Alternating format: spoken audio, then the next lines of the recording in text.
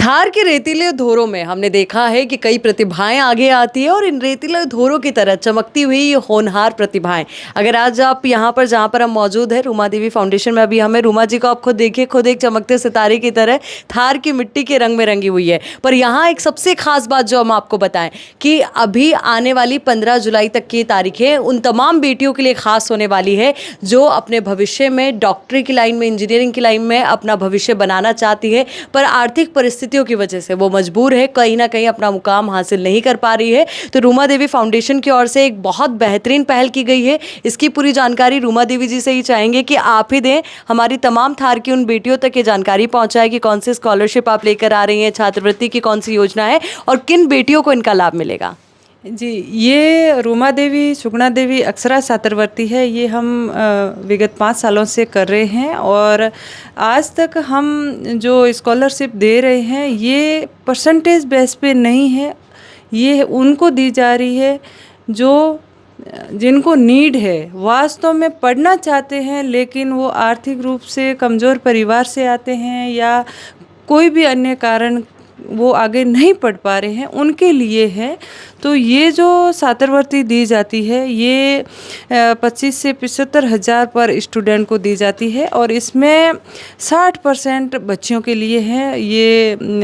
केवल सिर्फ बच्चों के लिए नहीं है, लड़के भी इसमें फॉर्म भर सकते हैं और लड़कियां भी। इसमें जो स्कॉलर्स अवार्ड है जिसमें हम 8 बेटियों को 1-1 लाख के अवार्ड दे रहे हैं जो मेडिकल और इंजीनियरिंग फील्ड में हैं। तो इस बार हमने ये एक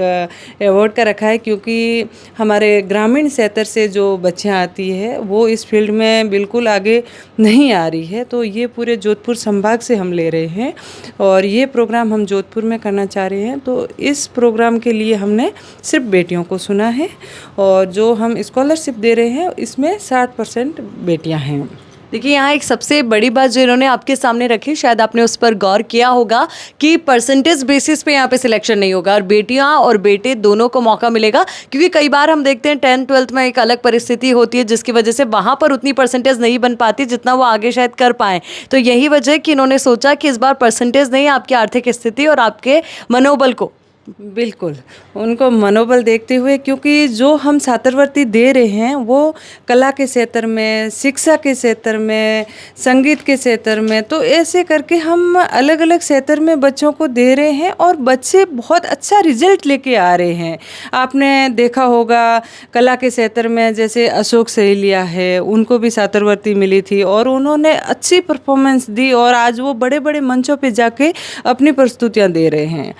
केलम दरिया को आपने देखा होगा, तो वो अपनी कला के माध्यम से वो अच्छी अच्छी प्रस्तुतियाँ दे रही है। तो ऐसे ही अभी नीट में सिलेक्शन हुआ है भंवरी का, उनको भी छात्रवृत्ति प्राप्त हुई थी और छात्रवृत्ति से बच्चों को हौसला मिल जाता है, एक सपोर्ट मिल जाता है, उससे उनके परिवार से भी सपोर्ट मिलता है कि थोड़ा सपोर्ट संस्था से मिला है, थोड़ा सपोर्ट हम करते हैं ताकि हमारे बच्चे और आगे बढ़ सके। तो इस तरीके से जब भंवरी के हम घर गए, उनसे बातचीत हुई, उनके माता पिता बिल्कुल अनपढ़ है लेकिन उन्होंने हिम्मत करके भंवरी को पढ़ाया और उसका नीट में सिलेक्शन हुआ। और भंवरी का जज्बा ऐसा था कि उसने अपने भाई को भी साथ में बिठा के पूरी तैयारी करवाई, तो भाई का भी साथ में सिलेक्शन हो गया और उन बच्चों की हिम्मत देख के और भी बच्चियों में हिम्मत आएगी। तो ये जो छात्रवृत्ति है ये बच्चों को सक्सेस बनाने में बहुत ही महत्वपूर्ण भूमिका निभा रही है और मुझे बहुत खुशी होती है कि हम ऐसी प्रतिभाओं को छात्रवृत्ति दे रहे हैं ताकि वो मेहनत करके आगे बढ़ सके। क्योंकि ये जो छात्रवृत्ति है ये बच्चों के हौसला बढ़ाने में काम आ रही है। बिल्कुल, और 15 जुलाई तक की इस तारीख को आप नोट कर लीजिए क्योंकि ये वो तारीख है जब आपको खास तौर पर इस योजना के लिए रजिस्ट्रेशन करना है। पर आपके मन में सवाल कई होंगे कि आखिर इस योजना को लेकर के प्रोसेस क्या रहने वाला है। गौरांग हमारे साथ हैं, तो गौरांग अब आपसे हम जुड़ना चाहेंगे क्योंकि आप इस प्रोसेस को मुझे लगता है बेहतर ढंग से समझा पाएंगे, क्योंकि जैसे रूमा देवी जी ने भी बताया कि आप लीड कर रहे हैं कि कैसे क्या कुछ होना चाहिए। जी,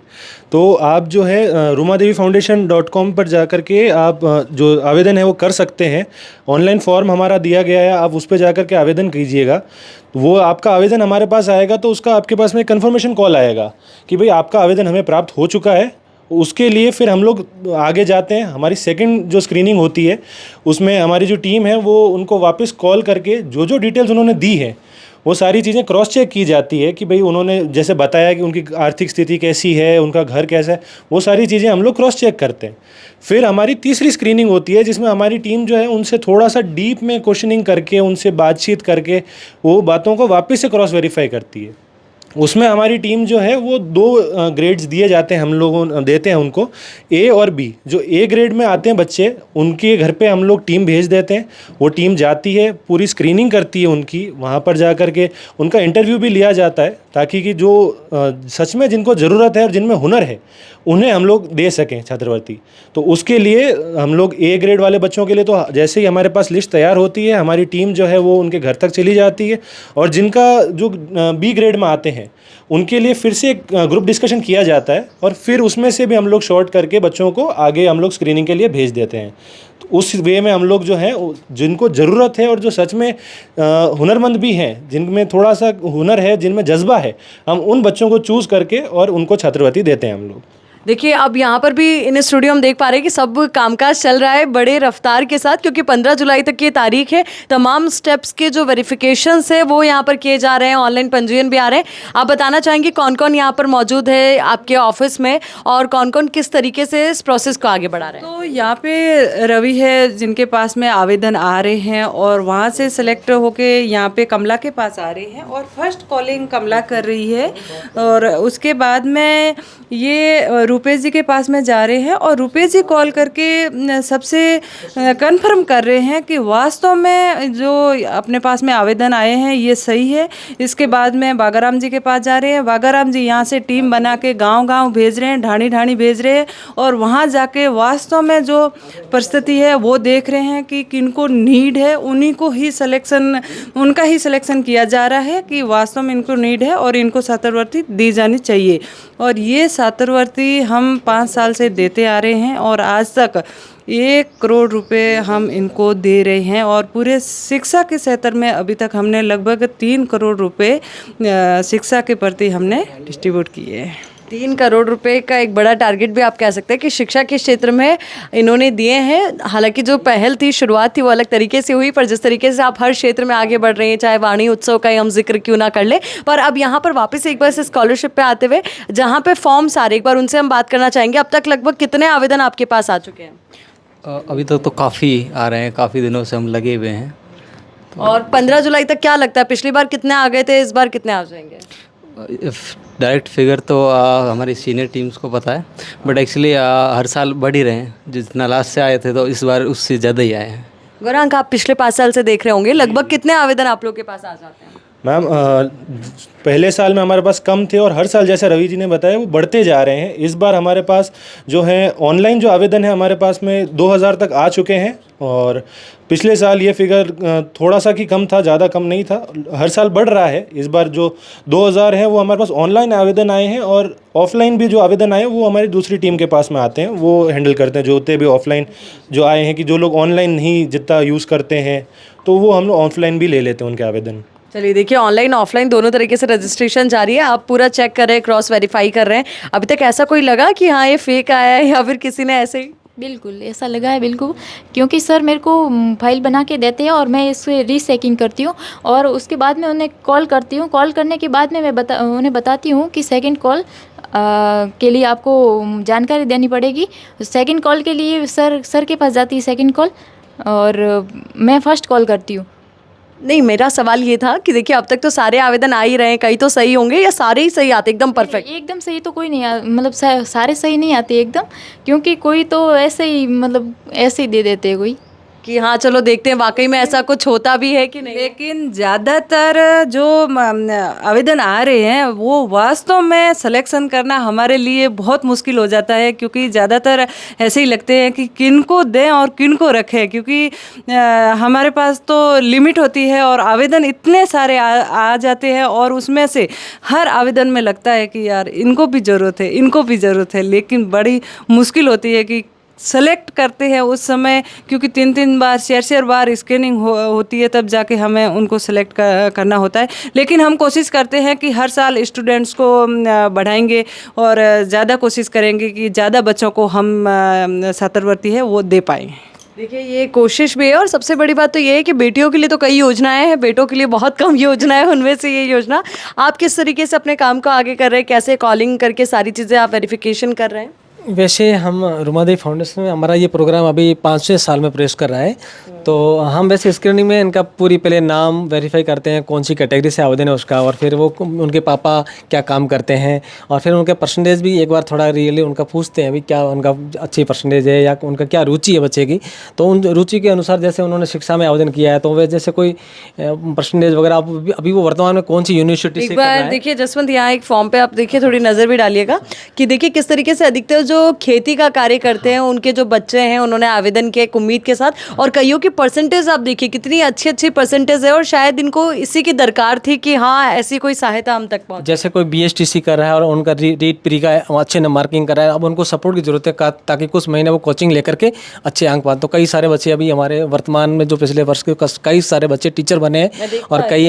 वर्तमान पशुधन निरीक्षक के पद पर भी पोस्टिंग हुई है, और कई सारे बच्चे अच्छे से मंचों पर RS प्री की तैयारी कर रहे हैं, कोई कलेक्टर की तैयारी कर रहे हैं, UPSC की गज्जू वाघेला, कई सारे ऐसे बच्चे जो अच्छे परफॉर्मेंस कर रहे हैं, अच्छे प्रोग्रेस उनकी चल रही है हमारे। बिल्कुल, देखिए कई सारी परसेंटेज हमने आपको दिखाई भी सही, 93%, 94%, और शायद ये वही बच्चे जिनको दरकार थी कि हाँ वाकई में ऐसा कुछ हो जाए, ताकि अब तक की 12th तक की पढ़ाई तो हमने कर ली है पर आगे की कोचिंग हम नहीं कर पा रहे हैं। अगर बाहर कहीं जाना है तो वहाँ कैसे जाए, यहाँ तक कि अगर बाड़मेर में भी आपको रहना है, आसपास के किसी गाँव में आप रहते हैं, डेली कोचिंग करना चाहते हैं, तो शायद इतना खर्चा चाहिए। इसमें से कुछ बच्चे ऐसे हैं जिन्होंने पढ़ाई छोड़ के मजदूरी करना तय किया था, लेकिन स्कॉलरशिप मिलने से उन्होंने वापस पढ़ाई शुरू करके अपना कैरियर बनाया है। जितनी भी बेटियां हैं, जितने भी बेटे हैं जो इस योजना का लाभ प्राप्त करना चाहते हैं, उन सबको आप क्या कहना चाहेंगी? और जिनका सिलेक्शन होगा तो उन्हें तो बधाइयाँ हैं ही आपकी तरफ से, पर जिनका ना हो उनको भी क्या? बिल्कुल, मैं सभी बच्चों को यही कहना चाहूँगी कि आप बिल्कुल हिम्मत ना हारें, क्योंकि आपके अंदर जो जज्बा है उसी के साथ आप आगे बढ़िए, क्योंकि हम आपकी हर कोशिश में मदद करने के लिए तैयार है। जिनका सिलेक्शन हुआ है उनको बहुत बहुत बधाई, और जिनका नहीं हुआ है हम अगले साल पूरी कोशिश करेंगे कि आपका भी सिलेक्शन हो, आपको भी ऐसा मौका मिले। हम और लोगों से रिक्वेस्ट करेंगे कि आप भी, आपके आसपास ऐसे नीडी बच्चे हो, आप भी उनकी हेल्प कर सकते हैं, क्योंकि बच्चों का जो भविष्य है आप लोगों के हाथ में है, क्योंकि हम लोग जो सक्षम है वो ही बच्चों को आगे बढ़ा सकते हैं। बिल्कुल, और कार्यक्रम को लेकर भी आप जानकारी ज़रूर साझा कीजिएगा कि कब इसके रिजल्ट सामने आ जाएंगे, कि कौन कौन है जो इसमें पात्र रहने वाले हैं स्कॉलरशिप में, और कहाँ पर एक बड़ा और भव्य कार्यक्रम होने वाला है। जैसे ही हमारे कार्यक्रम की डेट फिक्स होगी, हमारी ये लिस्ट है वो वेबसाइट पे लॉन्च हो जाएगी, और उसके बाद में सारे जो लिस्ट में नाम होंगे वो वेबसाइट पे सभी के पास में आ जाएंगे। और ये जो स्कॉलरशिप है इस बार हम 20 से 25 लाख रुपए की दे रहे हैं, और इसमें 8 बच्चियों को 8 लाख रुपए के अवार्ड जो दिए जा रहे हैं वो सिर्फ मेडिकल और इंजीनियरिंग फील्ड में जिन्होंने कॉलेज में दाखिला ले लिया है उन बच्चियों के लिए जा रहा है। चलिए, तो एक बड़ी तैयारी कह सकते हैं आप, एक बड़ी स्कॉलरशिप के साथ, क्योंकि अब तक जैसे कि रूमा देवी जी ने बताया 1 करोड़ से ज़्यादा की स्कॉलरशिप वो बांट चुके हैं, और इस बार 25 लाख और आप जोड़ लीजिए तो आने वाले वक्त में आंकड़ा और इसको मिला के 1 करोड़ तक अभी पहुँच से ज़्यादा हो जाएगा इसको मिला के। हाँ, और आने वाले वक्त में मान के चले इस बार 25 है तो अगली बार 50 कोशिश करेंगे, कोशिश है। और देखिए यही पहल भी है इनकी। आपको याद होगा तमाम वो कार्यक्रम जिनका जिक्र हमने पहले भी किया, और इन कार्यक्रमों के माध्यम से कोशिश और कवायद यही है कि तमाम जितने भी युवा हैं, चाहे वो कला के क्षेत्र में हो, चाहे गृहिणियाँ हो जिन्हें अपने हाथों के हुनर से कुछ करना हो, या फिर वो बच्चे जिन्हें पढ़ाई के साथ अपना करियर बनाना हो, उन सभी के लिए एक बेहतर पहल जिसका जीता जागता उदाहरण आज हमने आपको दिखाया, बताया। अब उम्मीद यही कि जो बच्चे जिन्हें दरकार है उन्हें इस स्कॉलरशिप के माध्यम से अपने भविष्य को और ज़्यादा सुनहरा, भविष्य को और ज़्यादा खूबसूरत बनाने का मौका मिले।